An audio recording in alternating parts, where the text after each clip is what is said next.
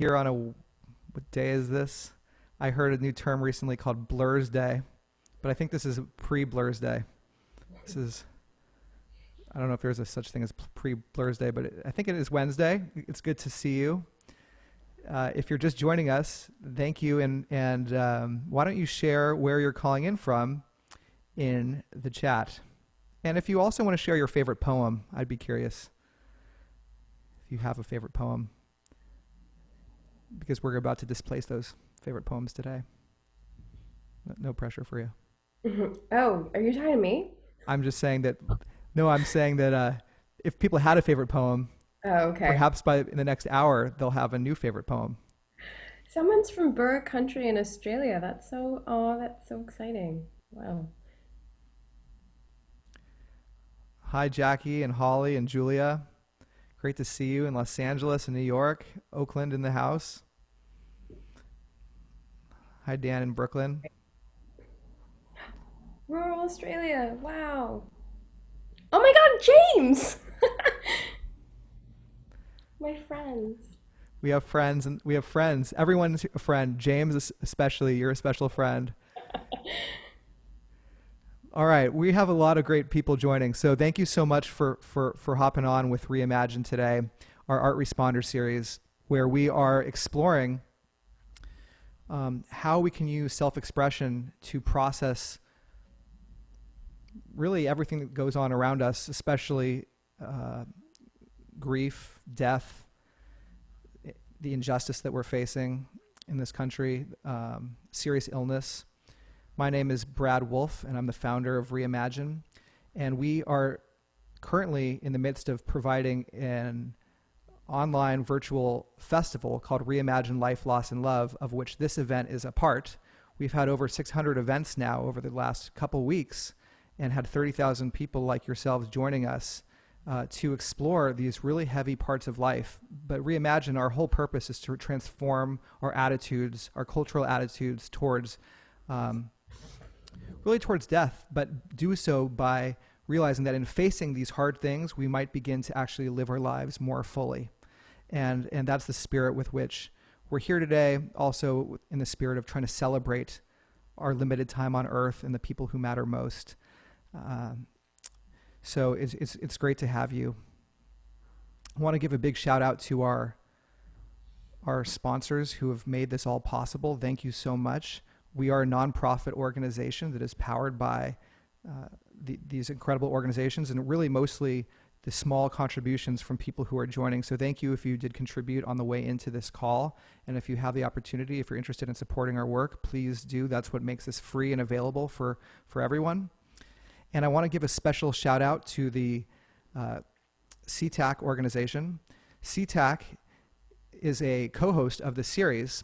They are, by the way, it stands for the Coalition to Transform Advanced Care, a nonprofit, nonpartisan advocacy organization that is dedicated to the ideal that all Americans with advanced illness receive comprehensive, high-quality, person and family-centered care that is consistent with their goals and values and honors their dignity.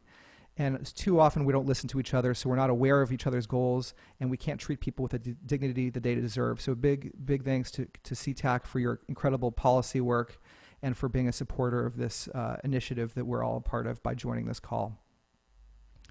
So here's my other wonderful colleague, Dara. She's smiling at us and giving us some simple instructions. Today, this is not necessarily going to be an interactive session verbally, except between me and Fariha. However, if you have questions, please chat them to us, and maybe we'll have a chance to ask some questions of Fariha as we go through the session.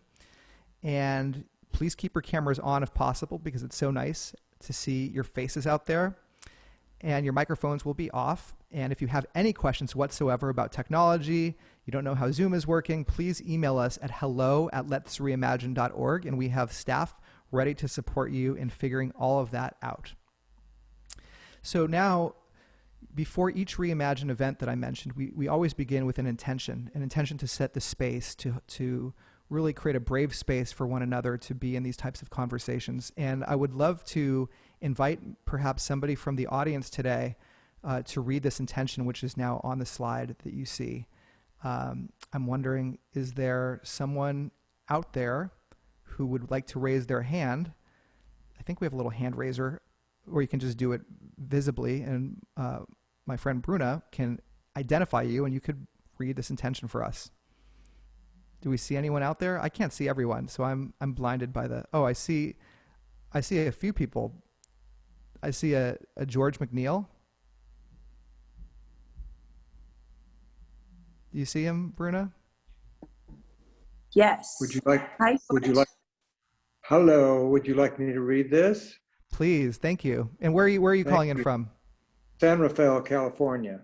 All right, thanks so much, George. Sure. You're welcome to close your eyes if you'd like. Not you, George. You have to read it, but everyone else. Yeah. There is no life without death, no love without loss. They are in constant complementary motion. In the face of distance, illness, racism, and isolation, we are here together, reimagining a changed world, kinder, slower, more just. We are reimagining the giving and receiving of love, the cycles of loss and new beginnings, and what it means to be fully alive. We are here. Thank you, George. Thank you for your incredible voice and for those thoughtful words that were before you.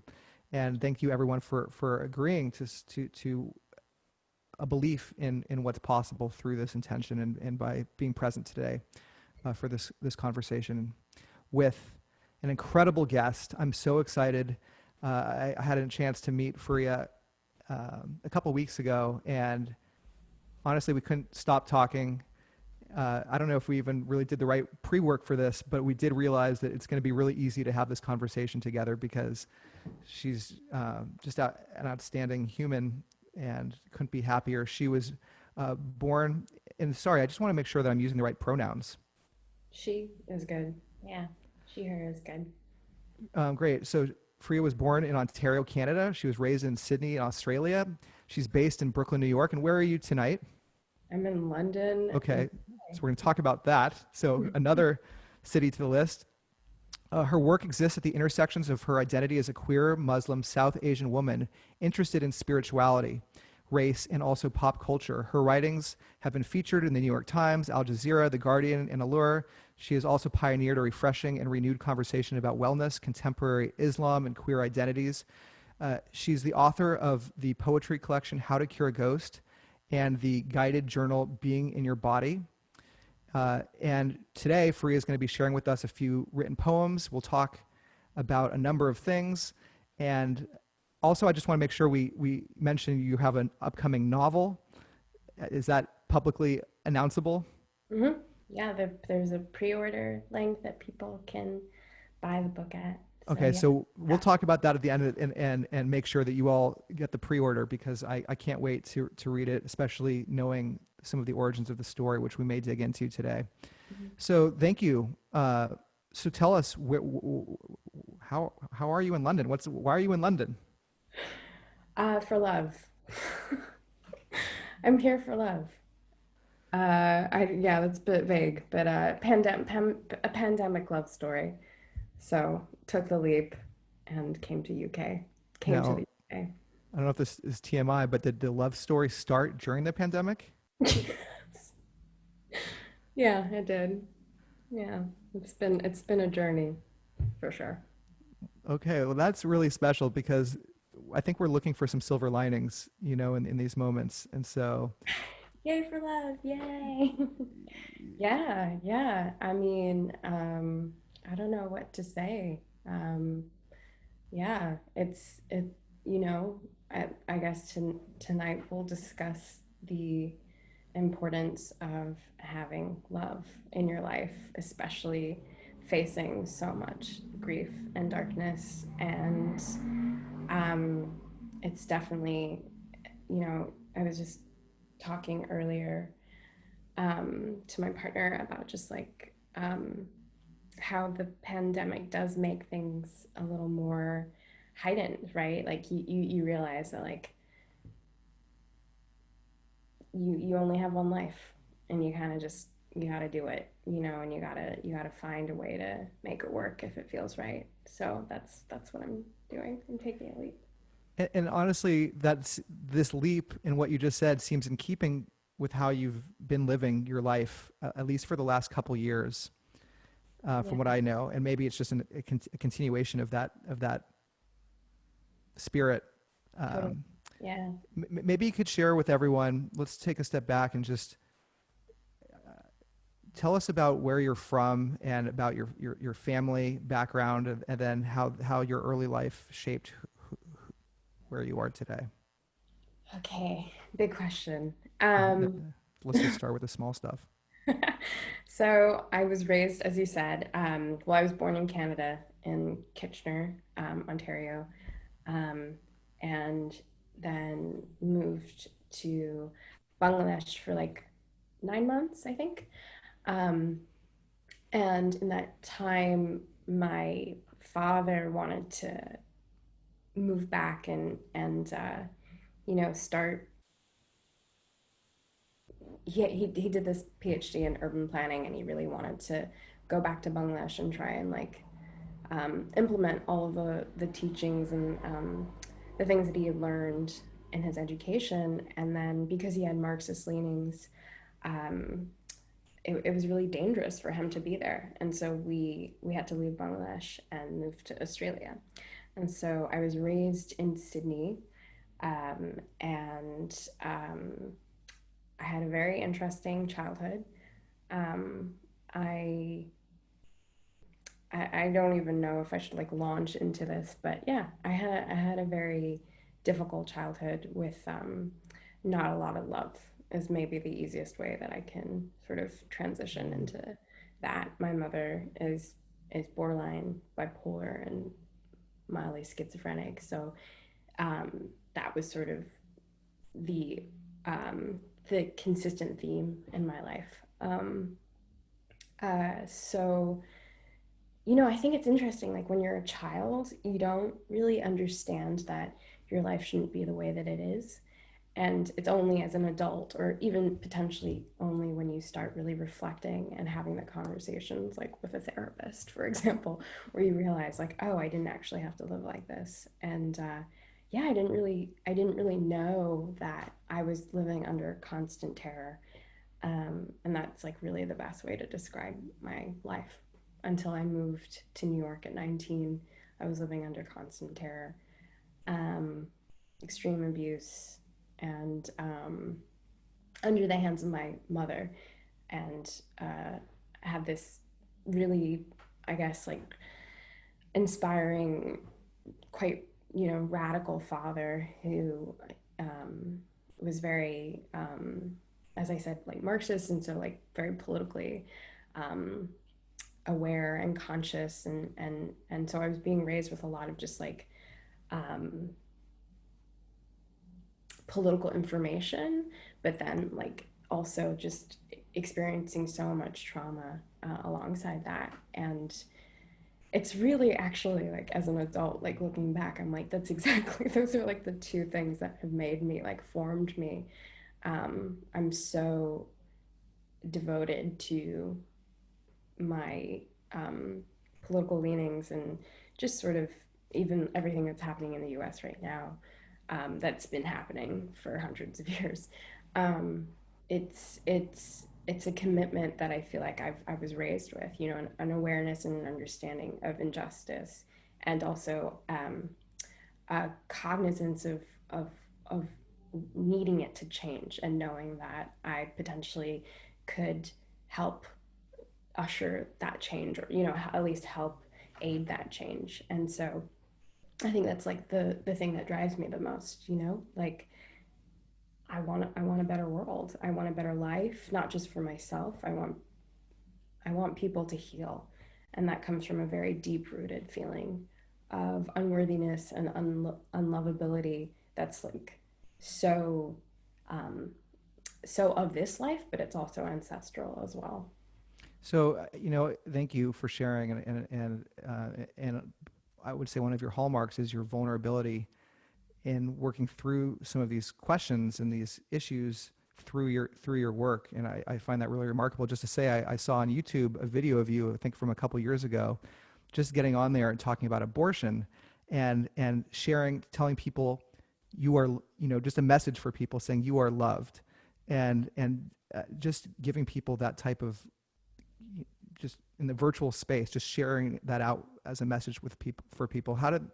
What compels you to share your story with others, and then be this Yeah, voice? I get this question a lot. Are like, people will point out my vulnerability, like it is something that is quite easy, and to a certain degree it is. I think that for me to access these parts of myself do come quite easily to me, and maybe more than others.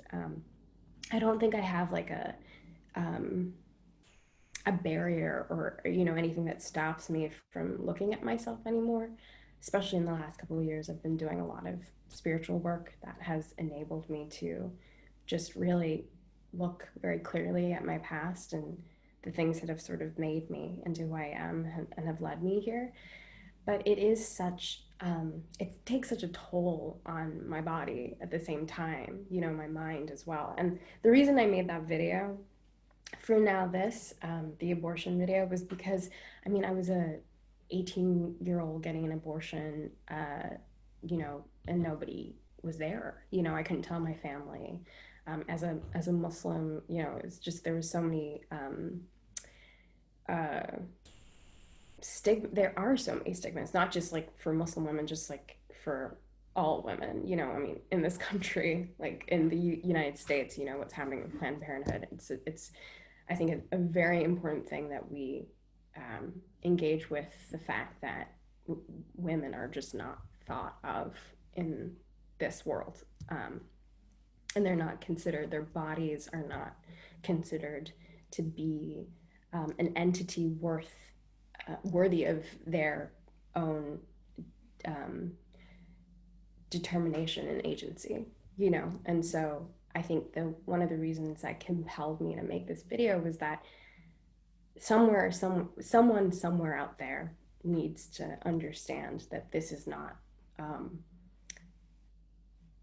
uh, this is not an issue, or this is not something that is their fault, or something that they've done that's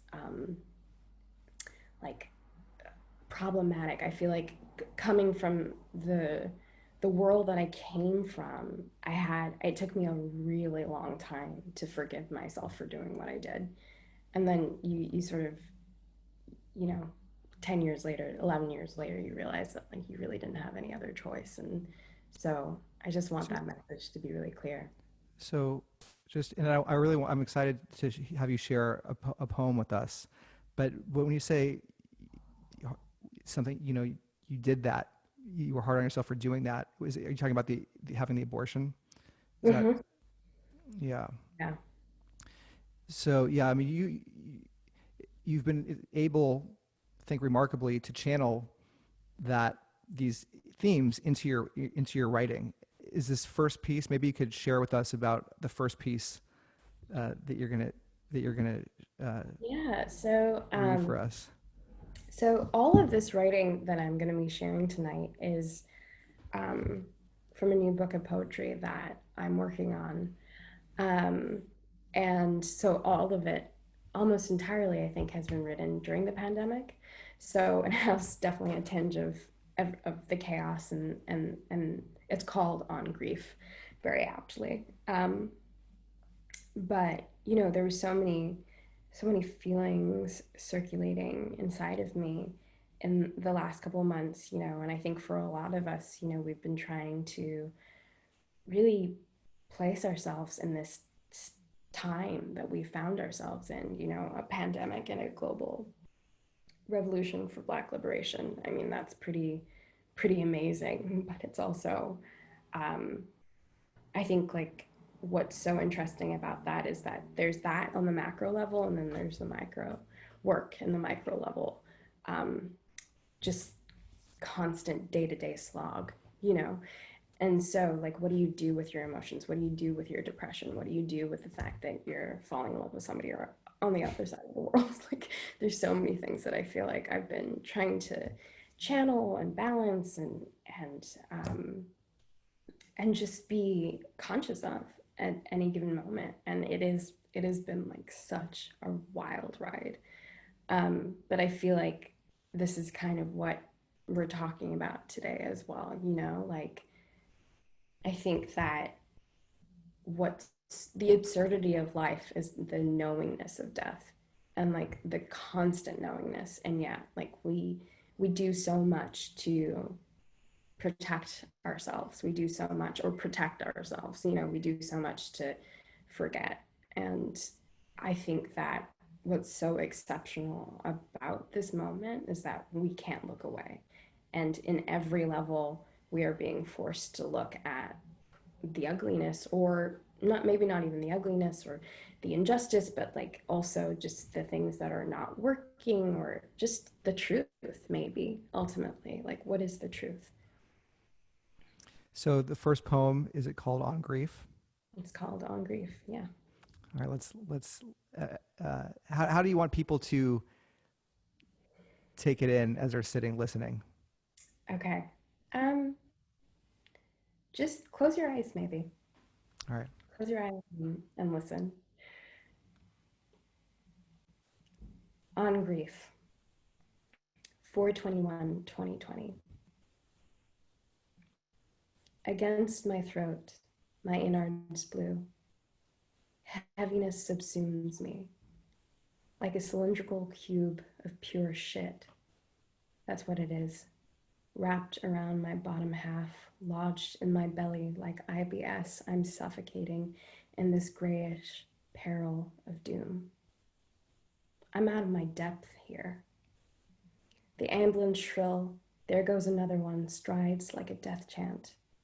A bronchial cough, a decided sound, utters before me. The hiss of the tremulous radiator awakens you, but you're not here. You're not here, and I'm alone. Alone to smear Marmite on my toast. Sullen, ugly with comfort, I fear losing you when I've lost so much. But you have too. So we grieve.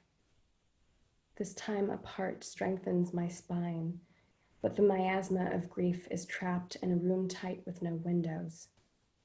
You can't leave me here. I feel fragile and unkempt. The ghastly sounds of the city that never sleeps. It knows not how to process dead bodies at this rate. In the most developed nation in the world, I lie in limbo, panting for you. The grief that we're collectively about to face is inestimable. The distant shape of the city lingers, the sky unblurry like a song, crisp, newly minted on the radio. Soren's eyes blink on top of the Empire State's building. I close my eyes.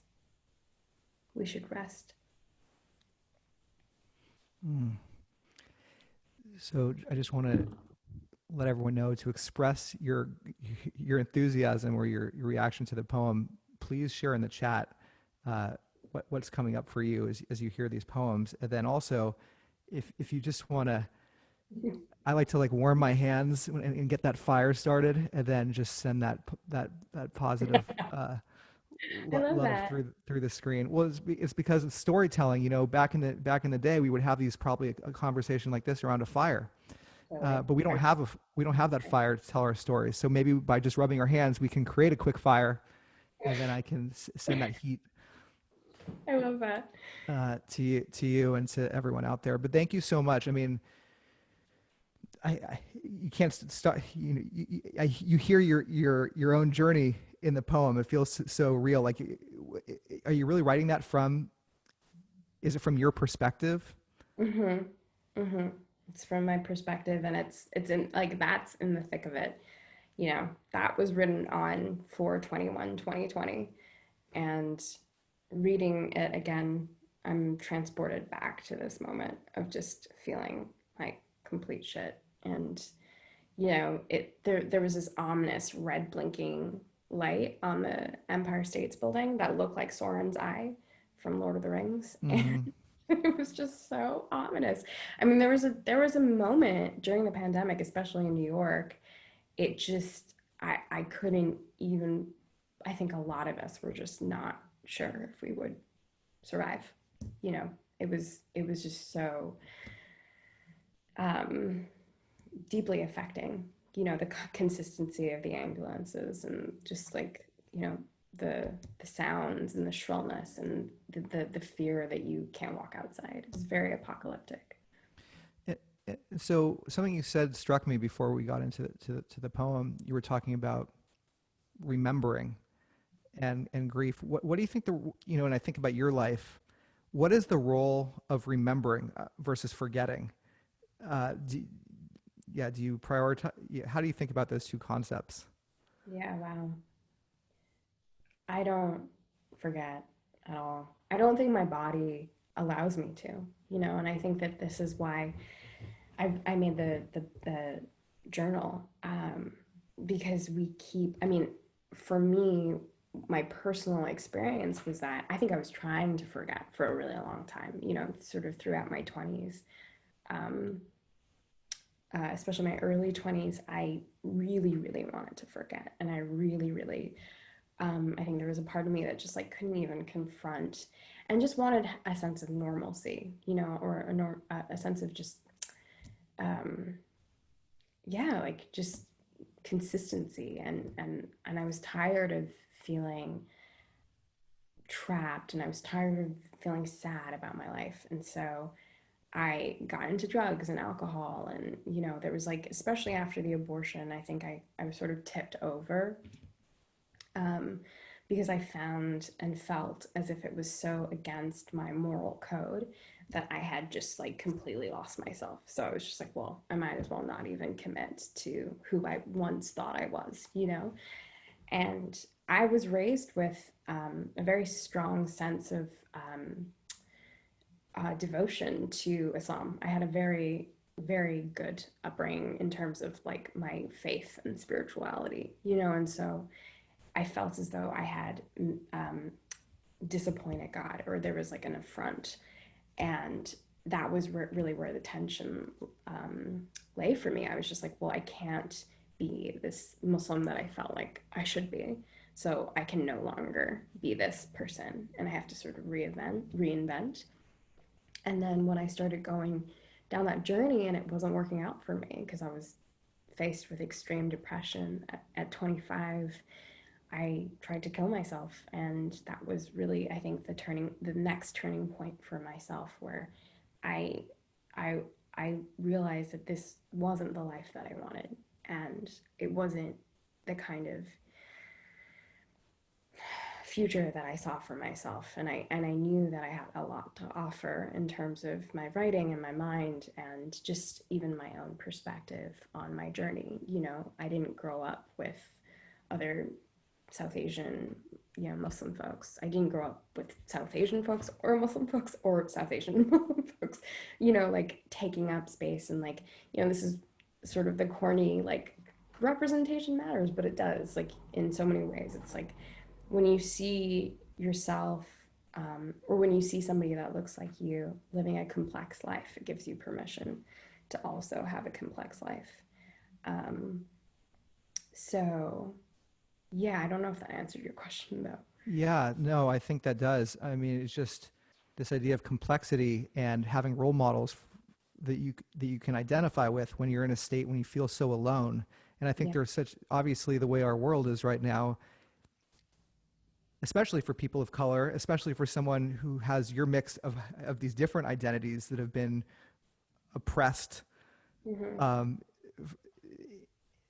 and then being in that situation as an upbringing, I can only imagine there's nowhere to look. And then as we, where do you look on Twitter? I mean, it's the kind of the contextualization and the deeper complexity takes time to share and to understand, and not having those models like you're providing now. I kind of see now what you're doing in that context of you're offering your own complexity in some ways as a model. And that's kind of, you were shouting out through that video to other people saying, we're allowed to be multi-dimensional. We're allowed to be, you know, it seems so simple, but it's actually, I think a lot of us, um, especially a lot of us that are not in a dominant white space, you don't have that. You don't, and that really does then equate to a lack of awareness and understanding, to a certain degree. At least that's what it was for me.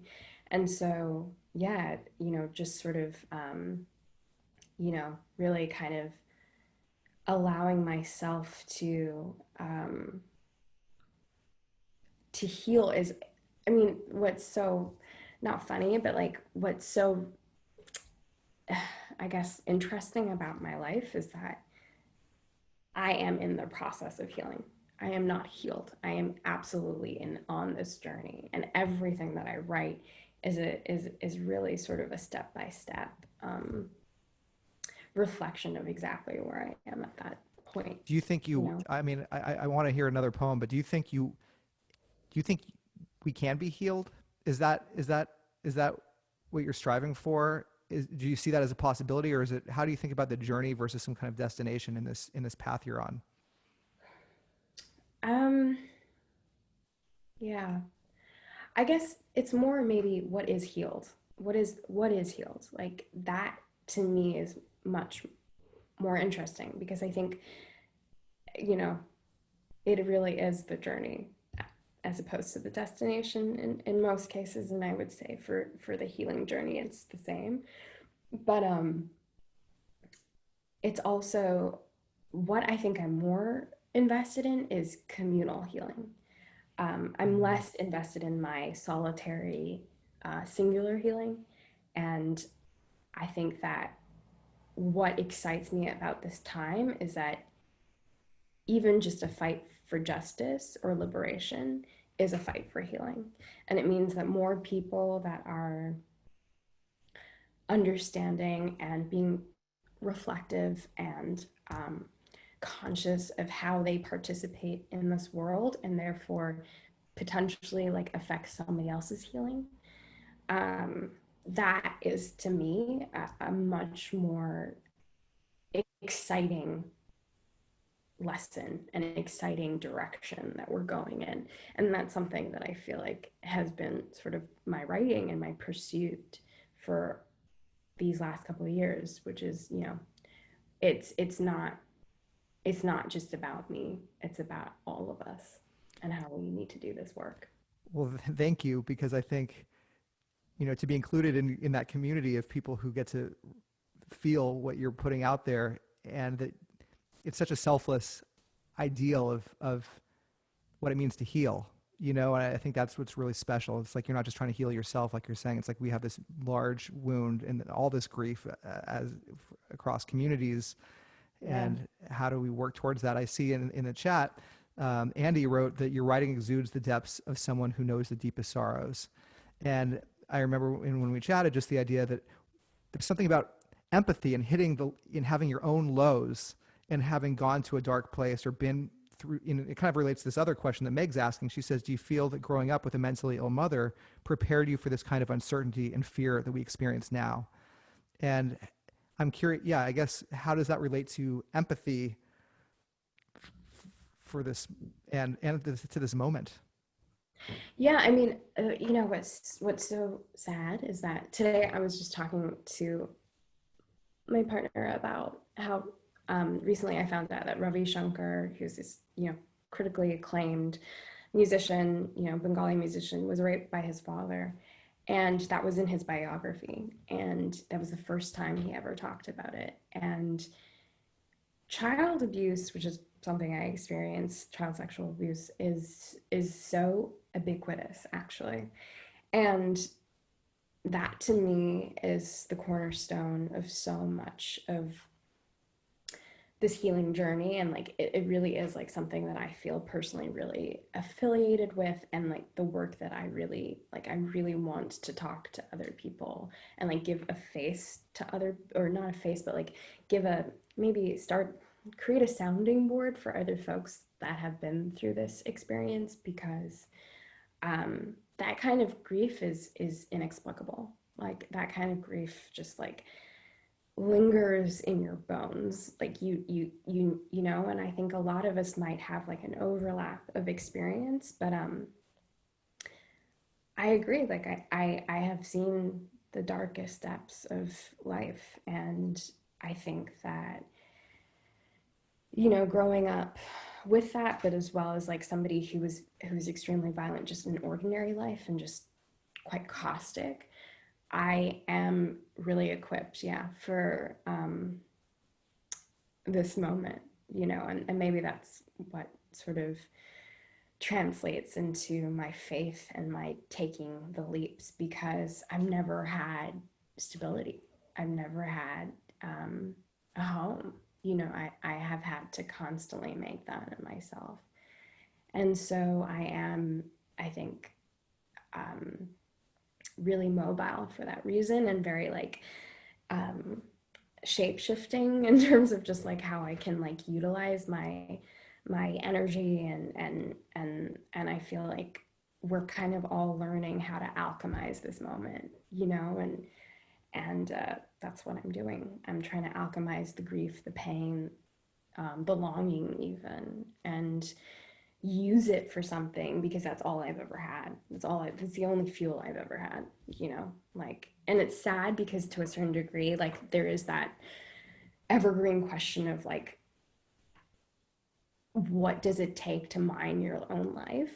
And that is like an important question that I think I should ask myself for the rest of my life. Like, yeah. But I also in this I also think that I have no choice.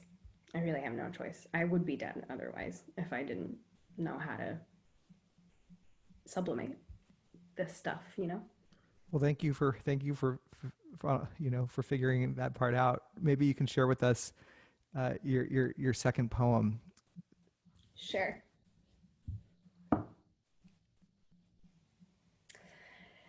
Okay, so this one's about my mom. So it's called Memories Rewritten. I just remembered that you asked me such a good question about memories, Brad. Um, and what was it? Memories, Oh, is I think remembering. remembering and forgetting. I was just curious about. I didn't really answer that question. Well, maybe your poem is about to. Yeah, but I have to say that remembering is, I think, the way to go. So, yeah, I memories. think that came out honestly from what you were saying. That's what I was took away. That you can't forget. I mean, you can't forget, and there's value in that remembering. Yes. That's what I heard you say. Yeah, absolutely. I mean, I heard a lot more, but I tried Yeah, the to crux distill of it. it. All right. Memories rewritten. I used to think I'd come home from school, and instead of banging pots and pans, I'd find your tenderness. Is it so wrong that I just wanted a sweet word from you? You've never asked me how I am. I used to think because Bangla has no construction for maternal love, but that's untrue. In my dreams, you hold my hand, and I am not afraid. In my dreams, you, me, and Apu eat fish and chips by the ocean side, but no one is crying. I don't know what it's like to be normal. I don't know what it's like to be loved. I used to wish you hugged me like you meant it, like when I was small and alone, pretending it was okay that I had no one to play with, trapped at home with your temper. What is tenderness? I crave it. I used to dream my touch didn't disgust you, and that yours didn't scare me. I used to know the palms of your hands so well because they'd come down on my body so often. I wish I never remembered. I wish I could forget everything. I hate being the body that screams every secret. I am not a tomb. I am a reckoning. But it's lonely here. Nobody believes what happened to me. They don't believe someone whose name means joy could hold such radiating sadness. But I'm holding the microphone to my heart. I've lost everything, but I guess I never had you. I still believe in a good life, for you as well. It's okay. I wish I could have saved you too. But I pray to Allah for an absolution. I found home in a body that was never loved. For generations, I've been thrown back and forth, but it's enough now. Be still now. In my dreams, you ask me how I am. With your eyes, you tell me I'm enough. Wow. Honestly, it was as if, okay, first of all,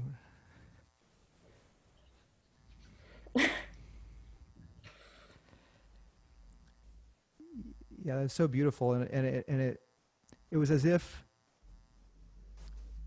I don't know what the right word is. It's not irony. It's just, I didn't have to ask any of those questions I asked before. You could have just read that poem and summarized so much of, I don't know, of who you are, just is in that piece of writing. It's so beautiful and sad and poignant and hopeful all at the same time.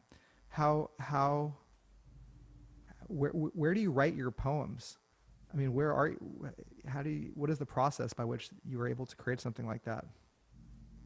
Hmm. Um, where do I write them? Like physically or? Yeah, or you could take it to a mental. I don't know where do you write them? Oh, I'm not that deep all the time. um, Do you have a special? Do you are you just constantly writing in a notebook? Do you sit down in one writing and like how did that come to be that piece? yeah, poems, like I work in spurts, especially poems. I've found that, or actually, like most writing, I'll just like write like a paragraph in spurts and then I'll edit, you know. And so a lot of these poems, like I said, I've been, if not all of them, I've written during the pandemic, and so um, most of them have been just like I think like really just in moments of extreme sadness. And my mom, I don't talk to my mother anymore, and so I think that there is also like an added layer of just grief. um, Even today, I saw a woman that looked like my mother at a grocery store, and I couldn't. I, this just like incredible feeling of pain came over me because I think it's a longing for what you never had, and like this woman was working at a grocery store, and just I think there's a lot of sadness about the my parents and where they came from. They were lower middle class and poor. I was raised poor, and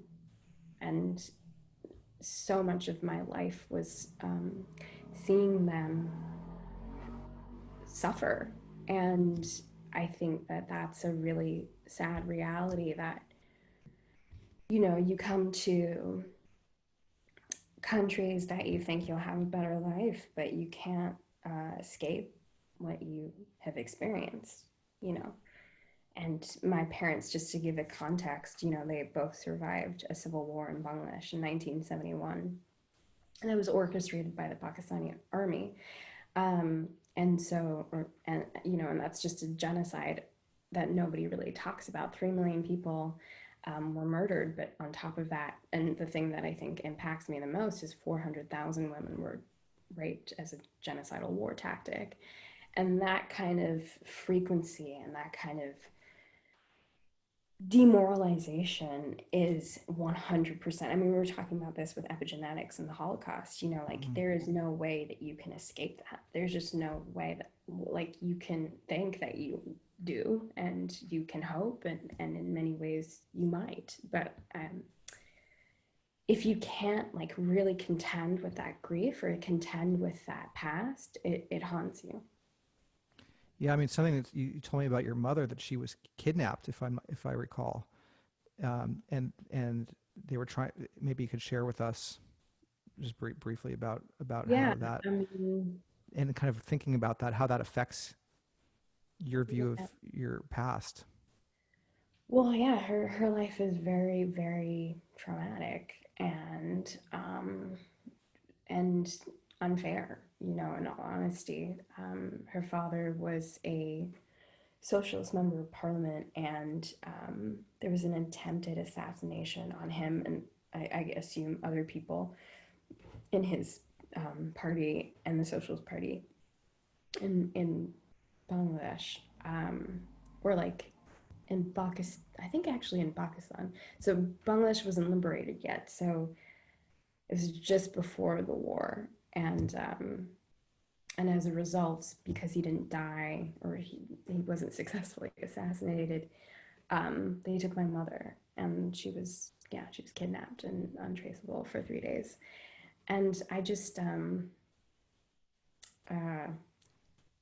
that kind of past is is really hard to face, and I found that out in my 20s.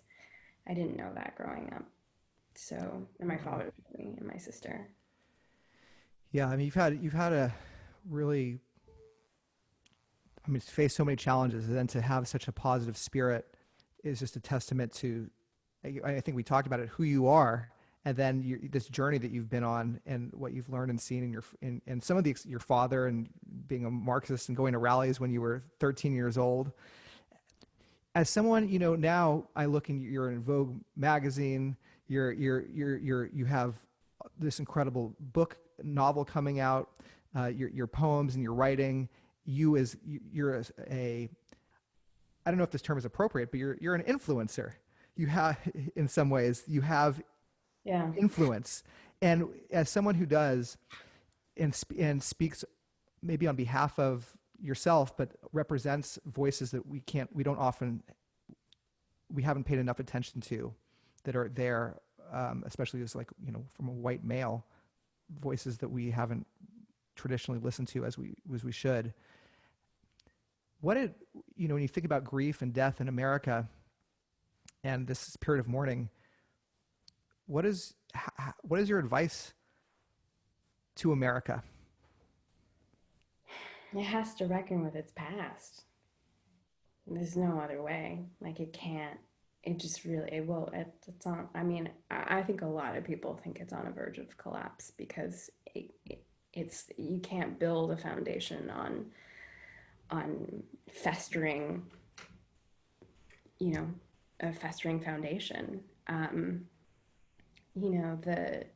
The fact that this country or the United States was built on slavery and the genocide of its indigenous people, I think is just like the bare minimum that needs to be acknowledged. And I think the more we try and fake it, the more we try and hide, the more it's just it's gonna haunt you. I mean, I'm talking about this again in a micro level. I can't look away because I know that in order for me to get to where I want to get, which is at least a healed version of myself, a version of myself that is no longer in pain.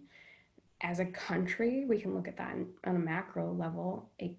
In order for it to be a healthy, dynamic nation that it presumably is, that it says it is, it needs to acknowledge the the rotting foundation. Yeah, it's really powerful. As you were speaking, it just made me think about, I think you were saying this clearly too, just you think about your own journey, and then America, and then how if you have reckoned with your own past and really looked at it as you're suggesting we do as a nation, um, and then you've healed, or you're on this healing journey, at least in part through self-expression and through your writing and through creating something out of it.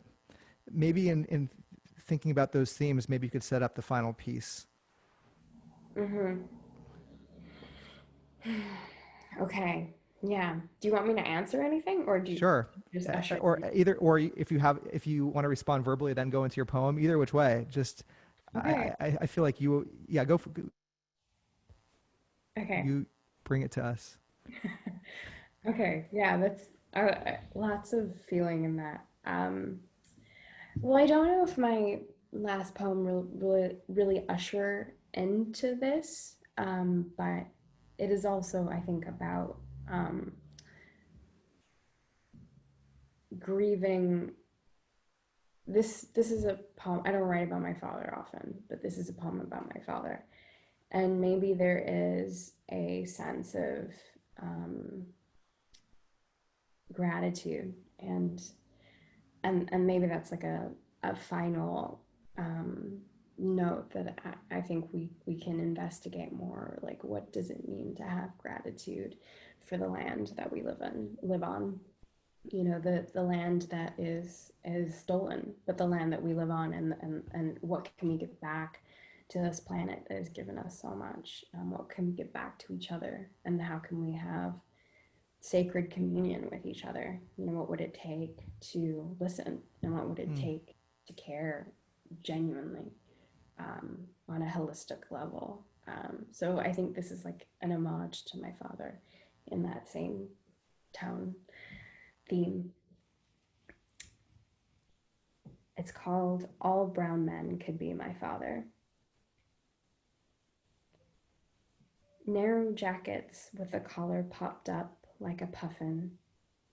Aligar educated, the revolutionary men of a modern India, South Asia, and bloom. The gyro truck owners who speak to me in broken English, not knowing my broken Bangla could absolve the situation, but too embarrassed, I stay silent. Men driving taxis, their skin papery thin, bond-soaked teeth, cigarette lingering like a shitty air freshener, they smile. Where are you from? They ask, but the land that I'm from is no longer mine. The Bangladeshi man in Toronto who spoke to me about Shakespeare and Victor Hugo. With an ailing son, he has the comprehension of a 2-year-old, but with the body of a 23-year-old man, he tells me. Tears abundant, living a life dependent. I cried all night thinking of you, Abu, of all the dreams you said goodbye to. I'm sorry, I'm sorry, I'm sorry, Abu. When I land in Al Ain, I see them, eyes distant, longing, incapable of true emotional expression. Stranded in a land that deems to be stranded in a land that deems to be Arab is superior, a land that misuses the deen, forgets that, the Prophet reminds us, Arabs will eat dates once again. In their yellowed receptacles, these men, my father, I see universes that never collided. I see the shame of being an unseen fortune, an uninvisible plight, an absence, a loss of meaning. They've lost it all in this fight for survival, skin like heated tobacco. It hurts to know, to teach, to hope. My Abu, you cry for your brethren, your comrades, for the Bangladesh you fought for but never knew. My father, if I could cut out my heart to show you how proud I am of you, I would. Knowing you lacked love too, knowing it's all you ever wanted too. My John, my liver, my heart, my father, How lucky I am that you raised me onto gore. How no good thing is mine but yours. How you taught me about climate change, Vandana Shiva, and the importance of Islamic scholarship. My father, you were my first hero, and forever that shall remain to the very last day. Wow, that is really beautiful. I have to say, I saw my dad on this call. Uh, and so thinking about honoring your father through such gorgeous, powerful words, even if he hasn't heard that or will never, maybe, I don't know if he'll have a chance, maybe you'll have a recording of this session, but I just know that how much it means to honor people while they're alive. I just left right before this, a friend of mine who's our age she's just she's in her final days of hospice from a uterine cancer, and just being able to tell her to just say how I felt and just what you've captured in that poem is just so so beautiful. And I don't know, we're kind of closing up, but I don't know if this is how to say this, and this idea has been unfolding as you're talking about America and about you, and I wish I wish you are America. I wish you could be what America is. I don't know, because first of all, if you think about your life, you have multiple identities. So there's this idea of this diversity and then you've have a hard past, but you've looked at it. Mm. And then through that reckoning with the past, you've risen in your own life, facing the hardest moments to in some ways, what I can see from where I'm sitting, flourish in this really gorgeous way through your expression and through the work that you're doing in the world and your beliefs and empowering other people and using your voice for good in the world. So if that could be America's journey, I think that would be a profound journey that we could all find a lot of solace in. And so I'm going to just look to you when I think of our country and say, like, how do we go there? And I think you gave us an answer in this last poem as well in that context, is just through gratitude is one way of finding the good in the past and then amplifying that. Yeah. So thank you so much. Everyone, if you want to share in the chat your gratitude for Fariha, just for being herself and sharing this with us and allowing us to have this conversation together. And it's just really special what you're doing, and we're so grateful that you could join us and to see the way you're responding. I mean, this is Art Responders, and you are an embodiment of what that means for our community. So thank you. And I'm going to share my screen right now so people can figure out where to follow you, because I think they should. So, all right, let's talk about this. I think, so your novel, Like a Bird, is coming out September of 2020, and I'm not going to spoil it, but I think you've definitely embedded much of it sounds like to me, I don't know if it's an allegory for you, but there's definitely a lot of yourself in the story. Is that fair to say? Yeah, I mean, I started writing it when I was 12, and it sort of mirrors a lot of my mother's life that I didn't know about when I was 12 years old. I dreamt the story, and now it's coming out 18 years later. It's pretty wild. That's actually cool, because I heard this interview you did. You said, I really believe in this story. You know, and it's cool to have a story that you created that you believe in. Yeah. Yeah. I mean, it's because it's a story of survival, and I think we need more stories, especially of people that experience, the main character experiences a gang rape or is gang raped rather, and is disowned by her family and forced to thrive and process. And I think a lot of us need that hope right now to believe that we can survive. Oops. And you providing that hope for us. So get the book, everyone. Just, I'm not to be heavy-handed here, but pre-order the book. I will be doing so. And then I think the other great thing, you can buy this book of poetry, How to Cure a Ghost.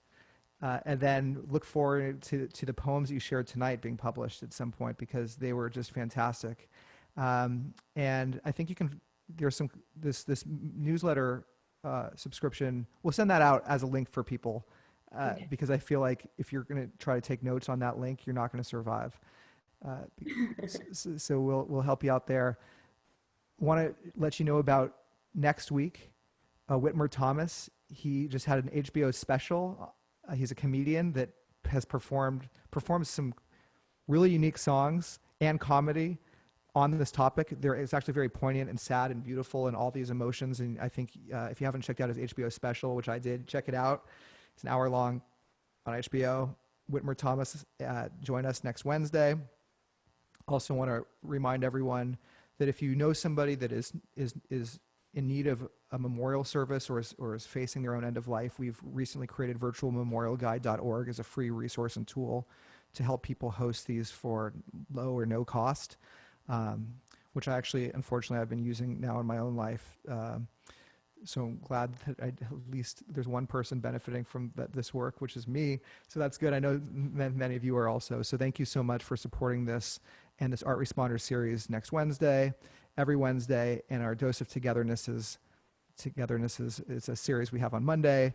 And we look forward to seeing you there. And Fariha, any last message you want to share to us as we leave the session on these topics of death, grief, and love, and yeah. I think just be true and look at truth as the guiding light. All right, everyone. Maybe we can unmute ourselves and just say one more goodbye with just a big group goodbye and say bye to Fariha, so we can just hear everyone's voice for 1 sec. Thank you, Fariha. Thank you. Thank you. It was wonderful. Thank you. Hawa. Thank you. All right, we can just give her the hands of love. Hand Cool. of love. Aww. All right, everyone. Have a great evening, day. Go to get some sleep if you're in London. I think it's probably past the normal hour of bedtime, but you have love, so love can keep you up like caffeine for an extended period of time. So revel in that. We're so happy for you to have found something so up in this time, and that's when we think about America, we want that love too. So thank you. That. Okay. Thanks so much. Bye. Bye.